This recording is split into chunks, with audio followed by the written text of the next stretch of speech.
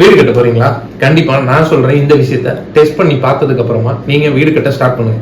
ஆமாங்க, நீங்க வீடு கட்டுறதுக்கு முன்னாடி நீங்க வீடு கட்ட யூஸ் பண்ண போற தண்ணிய கண்டிப்பா நீங்க டெஸ்ட் பண்ணிட்டு தான் வீடு கட்டணும். என்னடா தண்ணியை டெஸ்ட் பண்ண சொல்றானேன்னு பாக்குறீங்களா? ஆமாங்க, நீங்க வீடு கட்டும் போது எல்லா விஷயத்திலுமே தண்ணி ஒரு மேஜர் பார்ட்டா இருக்க போகுது.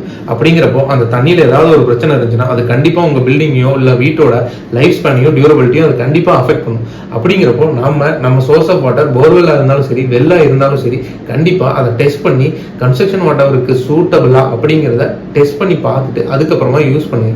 நீங்க தண்ணியை டெஸ்ட் பண்றதுக்கு வேற எதுவும் பண்ண தேவையில்லை. ஒரு 2 லிட்டர் தண்ணியை நீங்க சாம்பிளை கலெக்ட் பண்ணிட்டு போயிட்டு உங்க டிஸ்ட்ரிக்ட்ல இருக்கக்கூடிய ஏதோ ஒரு NABL சர்டிஃபைட் லெபார்டரியில கொடுத்து கன்ஸ்ட்ரக்ஷன் வாட்டருக்கு சூட்டபிளா இல்லையான்னு செக் பண்ணி சொல்லுங்க.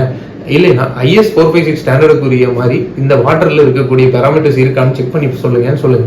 கண்டிப்பா அவங்க செக் பண்ணி கன்ஸ்ட்ரக்ஷன் வாட்டருக்கு சூட்டபிளா இல்லையான்னு சொல்லுவாங்க. இன்கேஸ் உங்க வாட்டர் கன்ஸ்ட்ரக்ஷன் வாட்டருக்கு சூட்டபிள் இல்லைன்னா நீங்க கண்டிப்பா இந்த தண்ணியை யூஸ் பண்ணக்கூடாது. Alternate source of water arrange பண்ணி மட்டும் தான் நீங்க வீடு கட்டணும். ஏன்னு கேக்குறீங்களா? நீங்க எவ்வளவுதான் குவாலிட்டியான மெட்டீரியல் யூஸ் பண்ணாலும் தண்ணியில கண்டிப்பா ஏதோ ஒரு பிரச்சனை இருந்துச்சுன்னா அது உங்க பில்டிங்கோட லைஃப் ஸ்பேனையே குறைச்சிடும்.